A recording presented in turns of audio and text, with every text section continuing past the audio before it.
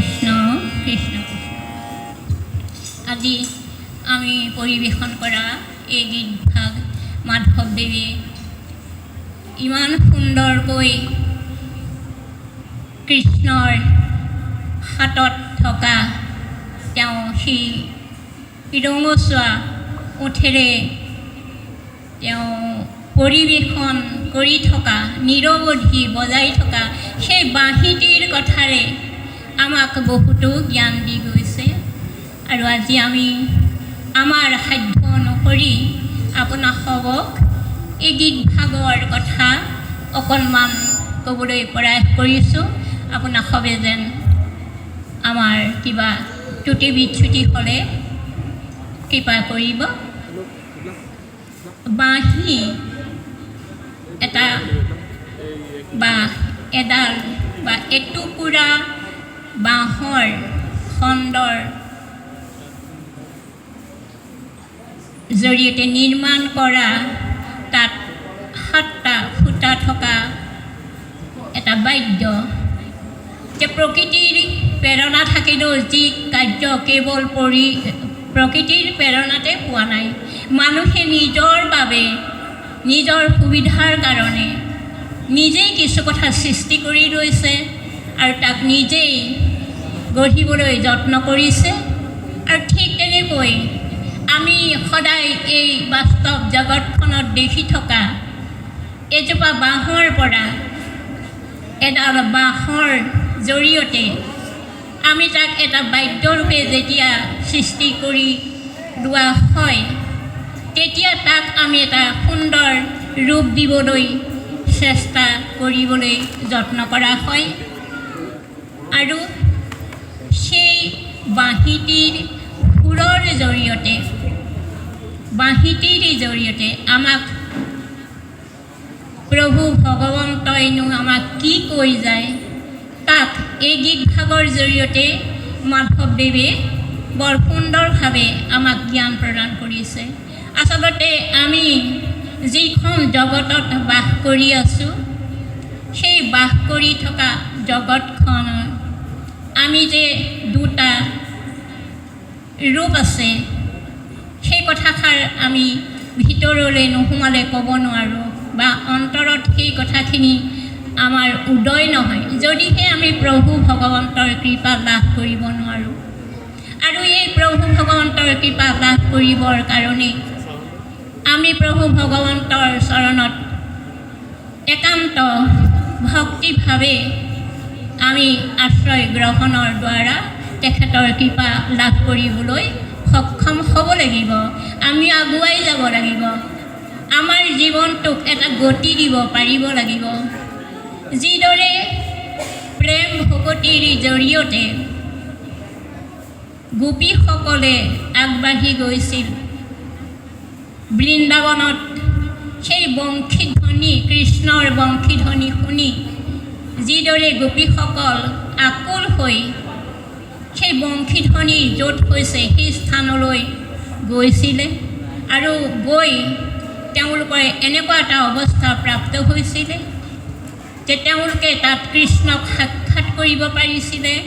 আৰু সেই সাক্ষাৎ কৰাৰ ফলস্বৰূপে গোপীসকলৰ কিছু অহংকাৰ আহিছিলে আৰু সেই অহংকাৰক খৰ্ব কৰি কৃষ্ণই ইমান সুন্দৰকৈ তেওঁলোকৰ জৰিয়তে ভকতিৰ দিশত কেনেকৈ আগবাঢ়িব পাৰি আমালৈ আগবঢ়াই থৈ গ'ল।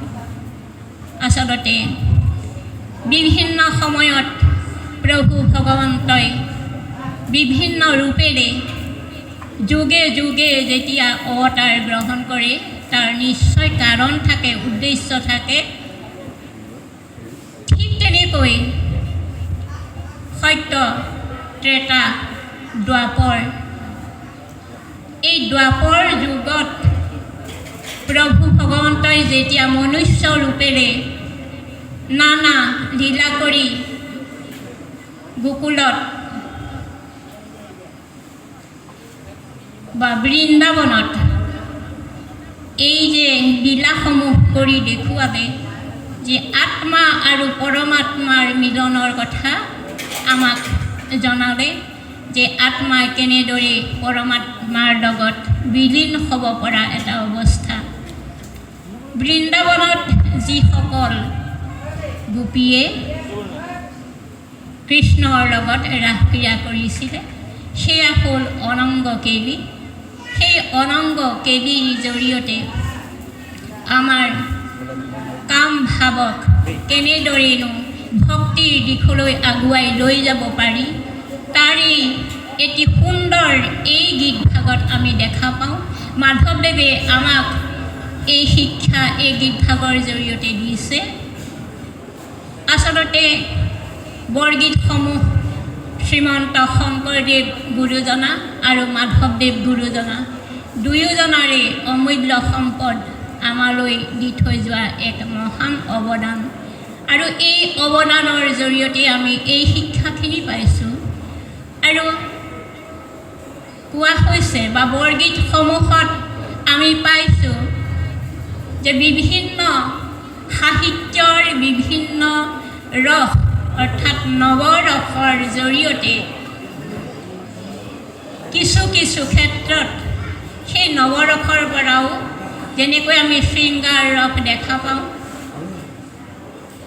আকৌ শৃংগাৰ ৰসৰ বাহিৰেও সেই বাৎসল্য প্ৰেমৰ জৰিয়তে আমাক মাধৱদেৱে সুন্দৰভাৱে দেখুৱাই থৈ গ'ল চৰণৰ গীতৰ দ্বাৰা, জাগৰণৰ গীতৰ দ্বাৰা আৰু আধ্যাত্মিক তত্ত্ব সম্বলিত উপদেশ প্ৰধান, প্ৰাৰ্থনা প্ৰধান, এনেদৰে বিভিন্ন প্ৰকাৰ গীতৰ ভাগ আমি যদিও দেখিছোঁ, সেইখিনি যদি আমি সুন্দৰভাৱে পৰিৱেশনহে কৰিব পাৰিছোঁ, তাৰ মাজলৈ যদি আমি নোসোমাওঁ অৰ্থাৎ তাৰ পাৰমাৰ্থিক অৰ্থখিনিলৈ যদি আমি নাযাওঁ, তেতিয়া আমি এনেই মাত্ৰ এই ভাটৌ চৰাইয়ে যেনেকৈ পাঠ আওৰায় ঠিক তেনেদৰেহে আওৰোৱা হ'ব। কিন্তু কৃষ্ণ চৰণত ভকতি কৰিবলৈ হ'লে আমি এই বৰগীতসমূহৰ যিদৰে আমি ভাগৱত কীৰ্তন দশমাদি পদৰ ব্যাখ্যা তাৰ মাজত সোমাই থকা পাৰমাৰ্থিক অৰ্থখিনিলৈ আমি যিদৰে সোমাই যাওঁ, ঠিক তেনেদৰে আমি বৰগীতসমূহৰ ভিতৰৰ চৰালৈও সোমাই যাব লাগিব। যি বহিমুখী আৰু অন্তৰ্মুখী দুটা কথা আমি জানিব লাগিব যে বহিমুখীতে থাকিলে আমি নহ'ব, এই বাহ্য জগতখনৰ যে ভৌতিক জগতখনতে আবদ্ধ হৈ থাকিলে নহ'ব। কিয়নো প্ৰভু ভগৱন্তই যে অনাদি পাতনত কেনেদৰে তেওঁ জগত সৃষ্টিৰ কথা ভাগৱতত সুন্দৰভাৱে বৰ্ণনাৰ জৰিয়তে আমি পাইছোঁ।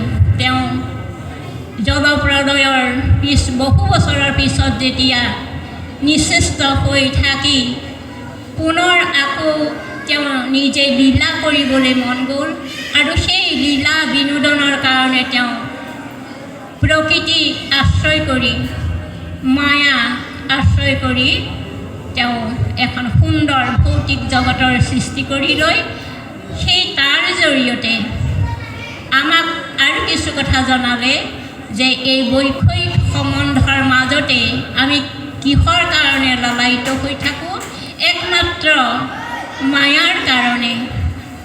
আৰু ভাগৱতৰ ৪ৰ্থ শ্লোকৰ ২ নম্বৰ শ্লোক ভাগত যি অৰ্থ আছে, শ্লোকৰ অৰ্থ, তাক শংকৰদেৱ গুৰুজনাই ইমান সুন্দৰভাৱে সৰলভাৱে আমাৰ কাৰণে দি থৈ গ'ল যে অবস্তুক দেখাও অবস্তুক আৱৰি এই শিষে মহুৰ মায়া জানা নিষ্ঠ কৰি। সঁচাকৈয়ে আমি এই অবস্তুখিনিকে বস্তু দেখি আমি মায়াত আবদ্ধ হৈ এই বৈষয়িক জঞ্জালত আমি আবদ্ধ হৈ থাকোঁ। আমি পাৰমাৰ্থিক জ্ঞানখিনি লাভ কৰিবৰ কাৰণে আমি এয়া সাধু সংগলৈও আহিবলৈ আমি কেতিয়াবা অপাৰগ হওঁ। আৰু আমি আজি এই গীত ভাগ পৰিৱেশন কৰিলোঁ, তাৰ পাৰমাৰ্থিক অৰ্থখিনি আমি যদি জানি লৈছোঁ বা জানি ল'বলৈ চেষ্টা কৰোঁ, তেতিয়া কি হ'ব? তাৰ সুন্দৰ পৰিৱেশন হ'ব। কিয়নো পৰিৱেশন কৰোঁতে তাৰ যদি ভাৱাৰ্থখিনি আমি নাজানো, তেতিয়া কি হ'ব? তাৰ শব্দবিলাক আমি তেনেদৰে সেই ভাৱ অনুসৰি আমি ক্ৰিয়াত্মক ৰূপটো দিব নোৱাৰোঁ। আৰু সেই ক্ৰিয়াত্মক ৰূপটো দিব নোৱাৰিলে আমাৰ ক্ৰিয়াত্মক ৰূপেও আমাক ক্ৰিয়া কৰিব নোৱাৰে। কিয়নো তাৰ ক্ৰিয়াখিনি কেনেদৰে হয় আপোনাক সবে সকলোৱে জানে। আমি যেতিয়া এটা সুন্দৰ সুৰ, গীতৰ সুৰ ক'ৰবাত শুনিলেও সেই গীত ভাগৰ সুৰটো যেনেকৈ আমাৰ মনত থাকে, পুনঃ পুনঃ যেতিয়া আমাৰ মনলৈ আহি থাকে, তেতিয়া আপুনি জানিব যে সেই গীত ভাগে আপোনাক আকৰ্ষিত কৰিছে আৰু তাৰ মাজত আপুনি সোমাই গৈছে। আৰু তেতিয়া কি হ'ব? সেই পৌনঃপুনিক প্ৰতিৰূপ যিসকল ইয়াত শিক্ষা বিভাগৰ ছাত্ৰ ছাত্ৰী আছে, তেখেতসকলে হয়তো জানিব যে পৌনঃপুনিক প্ৰতিৰূপ কাক বোলে। সেই গীত ভাগৰ প্ৰতিৰূপটো যেতিয়া পুনঃ পুনঃ আমাৰ মনলৈ আহি থাকিব, তেতিয়া আমি শুদ্ধভাৱে আকৌ পিছত নিজেই সেই গীত ভাগ জানিবৰ কাৰণে আমাৰ মনোযোগটো বাঢ়িব, হেঁপাহ বাঢ়িব। তেতিয়া আমি শুদ্ধ ৰূপত জানিবলৈ আমি নিজকে প্ৰস্তুত কৰিবলৈ চেষ্টা কৰিবলৈ আমি প্ৰেৰণা পাম। আৰু এনেদৰেই আমি যদি সেই গীত ভাগৰ ভাৱাৰ্থখিনিও জানো, তেতিয়া আমাৰ কি হ'ব? সুন্দৰ পৰিৱেশনৰ দ্বাৰা আমাৰ লক্ষণ প্ৰকাশ পায় যেতিয়া ক্ৰিয়াত্মক ৰূপটোৰ সেই পৰিৱেশন কৰি থাকোঁতে যেতিয়া আমাৰ গাৰ নোমবিলাক শিহৰি উঠে, সেইটোৱে এটা ক্ৰিয়াত্মক ৰূপ। আৰু এই ক্ৰিয়াত্মক ৰূপটো নহ'লে কিন্তু আমি গম পাব লাগিব যে ইয়াৰ শুদ্ধৰূপে আমি ক্ৰিয়াত্মক ভাৱলৈ আমি যাব পৰা নাই। গতিকে আমি সুন্দৰভাৱেও পৰিৱেশন কৰিব পৰা নাই। সেয়েহে আমি ভাবোঁ যে যিসকলে শাস্ত্ৰ ভাগৱতৰ পদ আওৰাই বা কীৰ্তন কৰে, বৰগীতৰো পৰিৱেশন কৰে, ঠিক তেনেদৰে ইয়াৰ অৰ্থখিনিও বুজি ল'বলৈ যত্ন কৰিব লাগে। কিয়নো যেতিয়া অৰ্থখিনি আমি বুজি পাম, তেতিয়া তাৰ সুন্দৰ এটা ক্ৰিয়াত্মক ৰূপ হ'ব। আমি প্ৰভু ভগৱন্তৰ চৰণত তেনেদৰেই আমাৰ ভাৱৰ দ্বাৰা আমি তেতিয়া সেই শব্দবিলাক আমি প্ৰকাশ কৰিবলৈ, প্ৰভুৰ চৰণত আমি সেৱা জনাবলৈ সক্ষম হ'ম।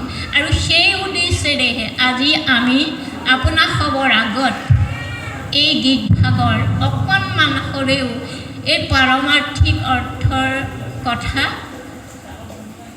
অকণমান আপোনাক সবৰ আগত আমাৰ বাক্যৰ দ্বাৰা দাঙি ধৰিলোঁ। আৰু এইখিনি কৰিবলৈ যাওঁতে সেই ৰস যে সৃষ্টি হয়, মাধৱদেৱে ভয়ানক ৰস কেনেদৰে সৃষ্টি কৰিছিলে আমি গীতত পাওঁ। ভয়ংকৰ বকগুট বজ্ৰৰ সমান ঠোঁট খুম্পি ৰহি আছে সাৱধানী,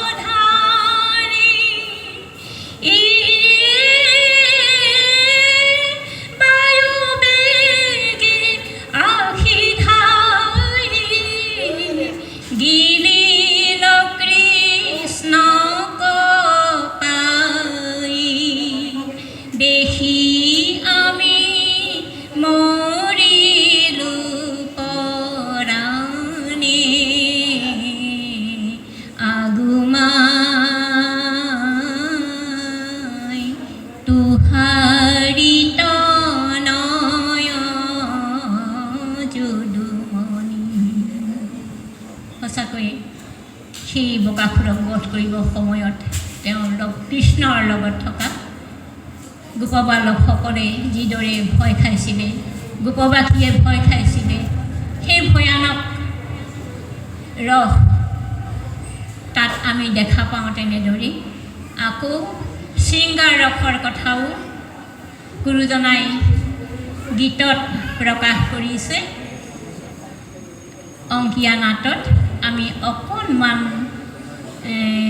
তাক গুণগুণাইছোঁ। অৰি চিন্তিত গোপিনী পেখি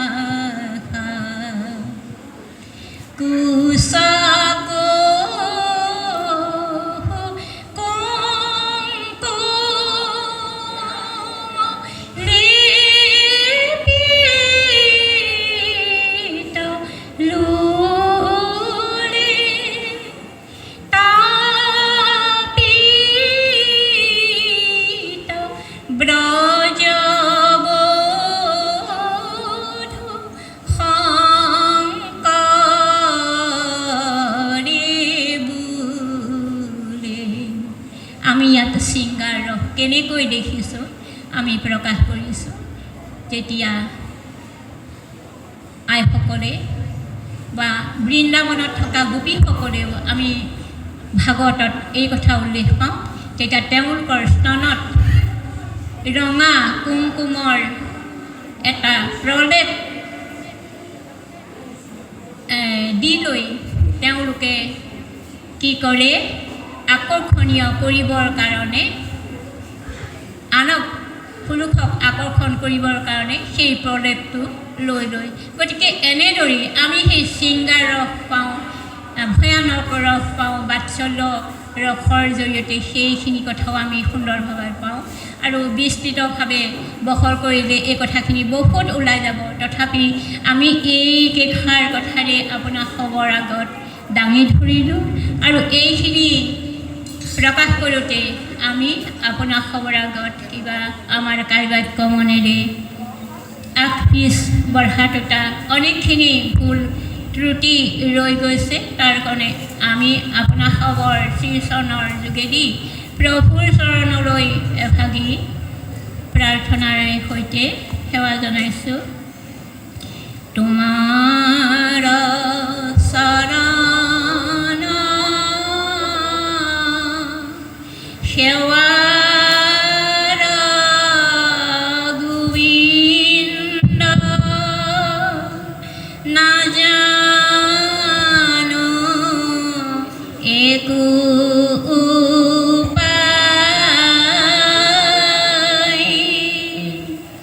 যিমতে সেৱাত ৰহিব কৰোণা কৰিতে হৰি যোৱাই ৰাম কৰি হৰি